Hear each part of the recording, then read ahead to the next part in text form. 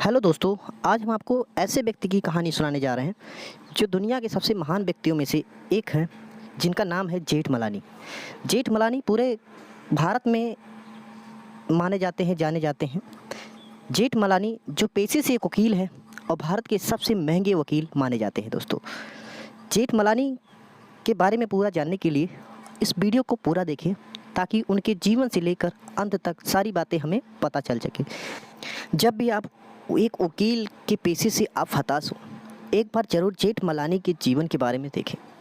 जेठमलानी आज भी दुनिया के सामने बच्चों के जो न्यू लॉयर हैं, अधिवक्ता हैं, सबके लिए एक मोटिवेशन बनी हुई है। इनसे आज सैकड़ों अधिवक्ता कुछ ना कुछ सीखते हैं, हमेशा अपने आप को। जेठमलानी का जन्म 14 सितंबर 1923 को ब्रिटिश भारत के शिकारपुर शहर में, जो आजकल पाकिस्तान के सिंध प्रांत में है, भूलचंद गुरमुख दास जेठमलानी व उनकी पत्नी पार्वती के यहाँ हुआ था। उनके पिता का पूरा नाम राम भूलचंद जेठमलानी था, परंतु चूंकि उनके बचपन का नाम राम था अतः आगे चलकर वे राम जेठमलानी के नाम से मशहूर हो गए। स्कूली शिक्षा के दौरान दो क्लास एक साल में पास करने के कारण उन्होंने 13 साल की उम्र में मैट्रिक का इम्तिहान पास कर लिया और 17 साल की उम्र में ही LLB की डिग्री हासिल कर ली थी। उस समय वकालत में प्रैक्टिस करने के लिए 21 साल की उम्र की ज़रूरत थी, मगर जेठमलानी के लिए एक विशेष प्रस्ताव पास करके 18 साल की उम्र में प्रैक्टिस करने का इजाज़त दी गई। बाद में उन्होंने SC Sahni law college Karachi से LLM की डिग्री प्राप्त कर ली। LLM जिसे कहते हैं मास्टर ऑफ लॉ। 18 साल से ही कुछ अधिक उम्र में उनकी शादी पारंपरिक हिंदू विधि द्वारा दुर्गा नाम की एक कन्या से कर दी गई। 1947 में भारत पाकिस्तान के बंटवारे से कुछ ही समय पूर्व उन्होंने रत्ना शाहनी नाम की एक महिला वकील से दूसरा विवाह कर लिया। जेठमलानी के परिवार में उनकी 2 पत्नियों से कुल 4 बच्चे हैं, जिनमें से नाम है रानी, शोभा और महेश। 3 दुर्गा से तथा 1 जनक रत्ना से प्राप्त हुए। जेठमलानी की मृत्यु 8 सितंबर 2019 को नई दिल्ली में उनके घर पर हुई थी। उनके बेटे का कहना था कि महेश जेठमलानी के अनुसार वह पिछले कुछ महीनों से ठीक नहीं थे।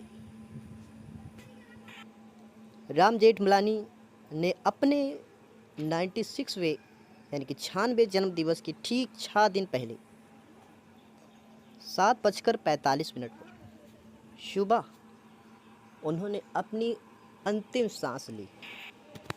महान व्यक्ति जो हम सभी अधिवक्ताओं के लिए एक बड़ा एग्जाम्पल बने हुए हैं। ऐसे रिस्पेक्टेड सम्मानित अधिवक्ता जेठमलानी जी को सत सत नमन, और हमारे नवयुवाओं अधिवक्ताओं के लिए हमेशा एग्जाम्पल के रूप में प्रदर्शित किए गए।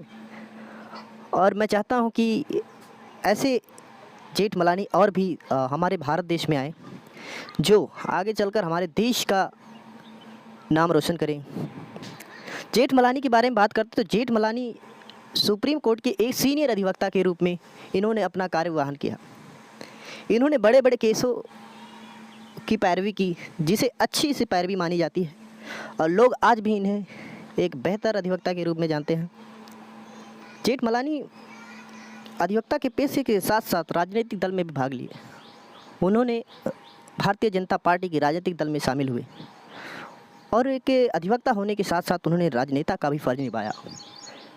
राजनेता के फील्ड में भी इन्होंने अपना अच्छा खासा मुकाम हासिल किया। राम जेठमलानी सुप्रीम कोर्ट के अधिवक्ता के रूप में एक केस के पैरवी के लिए इनकी जो फीस थी वो 12 से 15 लाख मानी जाती है, जो कहा जाता है कि भारत का सबसे श्रेष्ठ अधिवक्ताओं में इसलिए गिना जाता है क्योंकि इनकी फ़ीस सर्वश्रेष्ठ थी। किसी अधिवक्ता को आप श्रेष्ठ उस समय कह सकते हैं जब वह अधिवक्ता कई अधिवक्ताओं से बिल्कुल अलग हो। श्रेष्ठ हम तब कहेंगे जब व्यक्ति उन्हें दूर दूर तक दुनिया में सब हर कोई उन्हें जाने, उनकी फीस अन्य अधिवक्ताओं से कई गुना ज़्यादा हो, फिर हम कह सकते हैं कोई अधिवक्ता कोई इतना श्रेष्ठ हो सकता है। तो ये हमारे लिए एक बहुत ही मोटिवेशन की बात है।